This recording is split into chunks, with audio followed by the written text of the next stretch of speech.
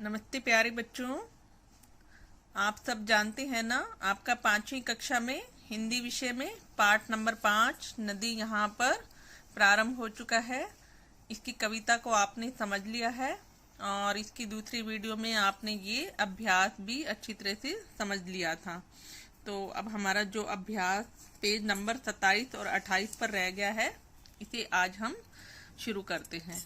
तो देखिए, आपके अभ्यास में ये प्रश्न दे रखा है, मिलान करें यानी मैचिंग कीजिए। तो सबसे पहले ये मैं शब्द आपके सामने पढ़कर दिखा रही हूँ और जिसके साथ मैचिंग करनी है उसे भी हम पढ़ेंगे, फिर समझेंगे कि कैसे करनी है। तो आपके सामने ये कुछ नए शब्द आए हैं, आपने पहली बार ये शब्द पढ़े होंगे। तो देखते हैं क्या है ये।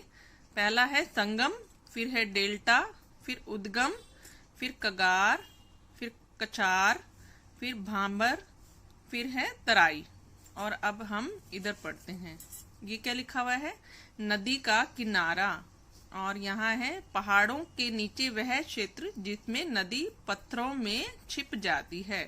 आगे, नदी के आसपास का वह क्षेत्र जिसमें बरसात के दिनों में पानी भर जाता है।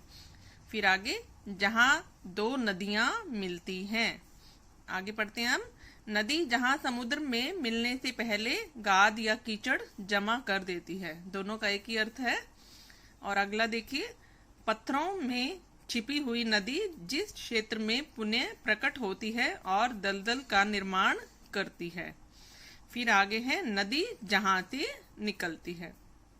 तो आपने यहाँ पर कुछ वाक्य पढ़े और यहाँ पर कुछ शब्द पढ़े।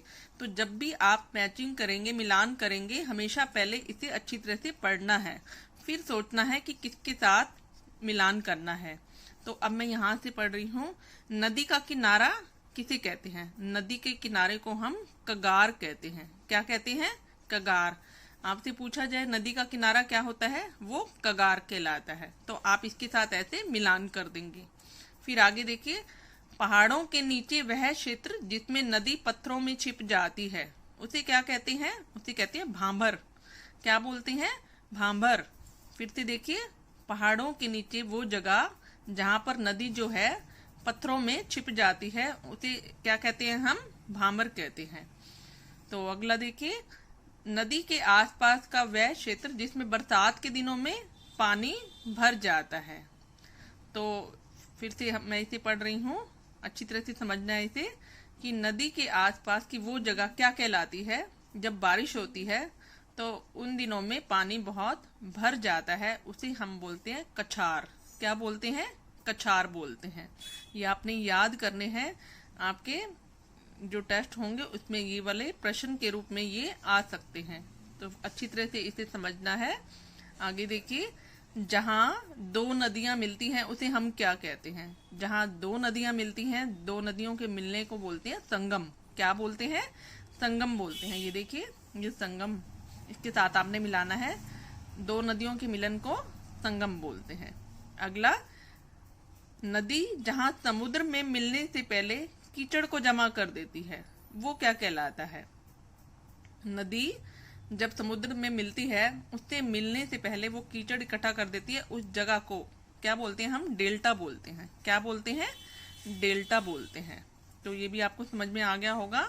आगे देखिए, पत्थरों में छिपी हुई नदी जिस क्षेत्र में, जगह में पुनः प्रकट होती है और दलदल, दलदल तो आपने देखा हुआ है ना, पानी और मिट्टी का बिल्कुल गारा सा बना होता है, उस दलदल का जो निर्माण करती है, उस जगह को क्या बोलते हैं? उसको बोलते हैं तराई। क्या बोलते हैं? तराई बोलते हैं। फिर से समझिए, पत्थरों में छिपी हुई नदी जिस क्षेत्र में, जिस जगह में फिर से प्रकट हो जाती है, सामने आ जाती है और दलदल का निर्माण करती है, दलदल को बनाती है, उसको बोलते हैं तराई बोलते हैं। क्या बोलते हैं? तराई बोलते हैं। आगे देखिए, नदी जहां से निकलती है, नदी कहाँ से निकलती है? पर्वतों से निकलती है ना, तो उस जगह को बोलते हैं उद्गम। क्या बोलते हैं? उद्गम बोलते हैं। देखिए, फिर से देखिए, नदी जहां से निकलती है उसे हम क्या कहते हैं? उद्गम कहते हैं। तो ये आपने अच्छी तरह से मिलान को समझना है और उसके बाद ही मैचिंग करनी है। अच्छी तरह से पढ़ना है, पहले आपने पढ़ने के बाद अच्छी तरह से इसे समझिए, फिर आप इसका मिलान कीजिए। ये आपको समझ में आ गया होगा। अगला प्रश्न देखते हैं हम। एक पहेली दे रखी है, ये देखिए आपके सामने, और इसमें भारत की प्रमुख नदियों के नाम छिपे हुए हैं। जो नदियां हैं इन्हें आपने ढूंढना है और लिखना है। ये पहेली आपको ना आपके आसपास किसी अखबार में, किसी मैगजीन में भी दिखाई देगी, तो वहां भी आप कोशिश करते रहिए और ये पहेली को खुद सुलझाने की कोशिश जरूर कीजिए। तो देखिए यहाँ पर कौन कौन सी नदियों के नाम आ रहे हैं, मैंने यहाँ पर कर रखे हैं। ये एक नदी है, कौन सी? यमुना नदी। ये मुंह ना लिखा हुआ है, यमुना। और यहाँ कौन सी नदी है? कृष्णा नदी भी है। और ये कौन सी नदी बन रही है? गोदावरी। और कौन सी है? कावेरी नदी। और इधर है व्यास नदी, ये है झेलम नदी, और ये है ताप्ती नदी, फिर गंगा नदी, और ये बनती है चिनाब नदी। ठीक, ये सारी नदियों के नाम आपने सुने हुए हैं और इस पे ऐसे इसमें वर्ग पहेली में आपने इसको सुलझाना है, ऐसे सर्कल लगाना है। फिर से एक बार पढ़ देती हूँ।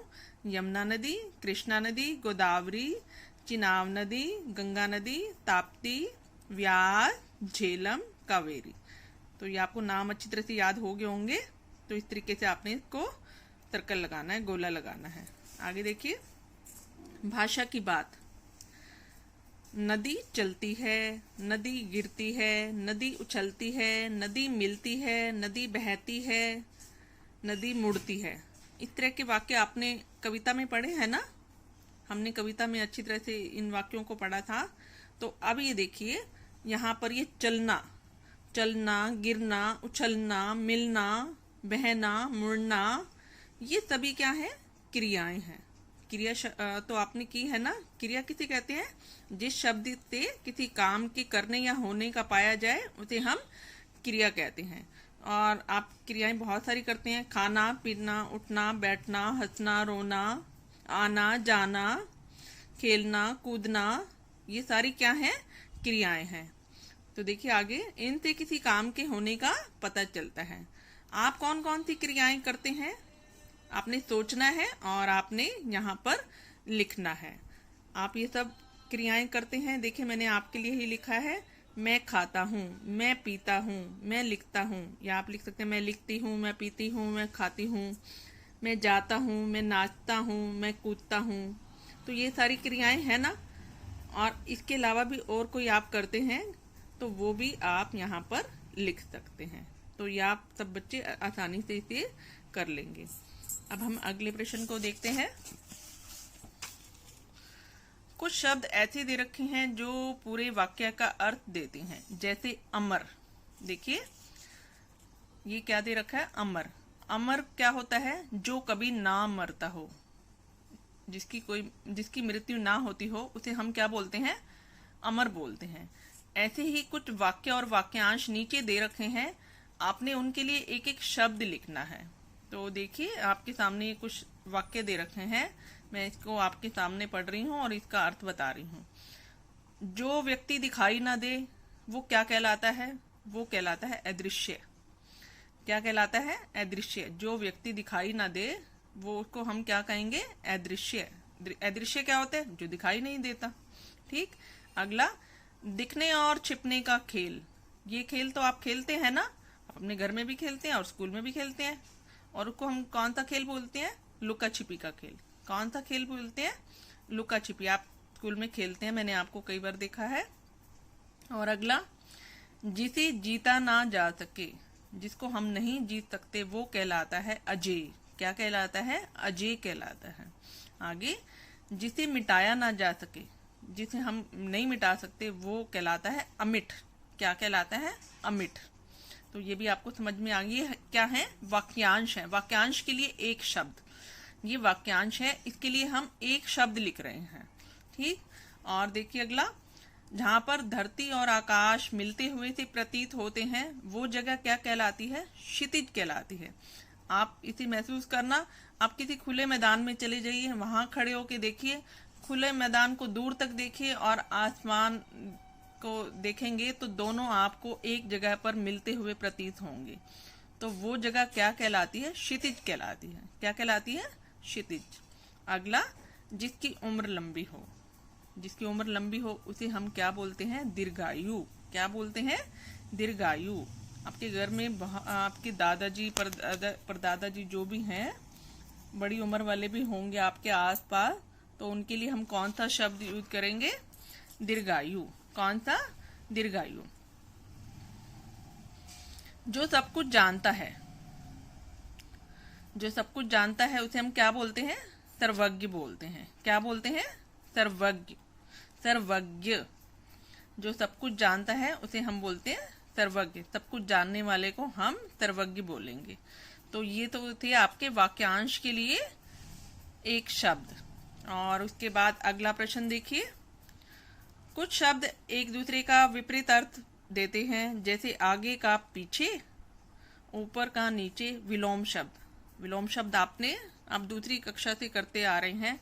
विलोम शब्द को विपरीतार्थक शब्द भी बोलते हैं। आपने बहुत सारे कर रखे हैं, ये आप सबको आते हैं। आगे पीछे, ऊपर नीचे। और नए शब्द आपके सामने कुछ आए हैं, वो कौन सा है? छिपना। छिपना का क्या होता है? दिखना। एक व्यक्ति छिप गया तो दूसरा सामने आ गया तो वो दिख गया। चलना, फिर इसका क्या है? विपरीतार्थक रुकना। चलना, रुकना। टेढ़ा, सीधा। टेढ़ा, सीधा। मोटा, पतला। मोटा, अगर एक व्यक्ति मोटा है तो दूसरा पतला। दिन का, रात आप सबको आता है, दिन रात पता है ना। अगला सुंदर। एक व्यक्ति सुंदर है और जो सुंदर नहीं है उसके लिए हम कौन सा शब्द यूज करते हैं? क्रूप। क्या लिखते हैं? क्रूप। जो सुंदर ना हो। आगे, आगे का क्या है? पीछे। आगे पीछे। और अंत में कौन सा है? कल, आज। कल, आज। तो ये विपरीतार्थक शब्द आपको अच्छी तरह से आते हैं और एक बार फिर से इसका अभ्यास कीजिए। तो यहाँ पर हमारा ये पाठ खत्म हो गया है, इसे हमने पूरा कर लिया है। अगली वीडियो में हम अगले पाठ को समझेंगे। धन्यवाद।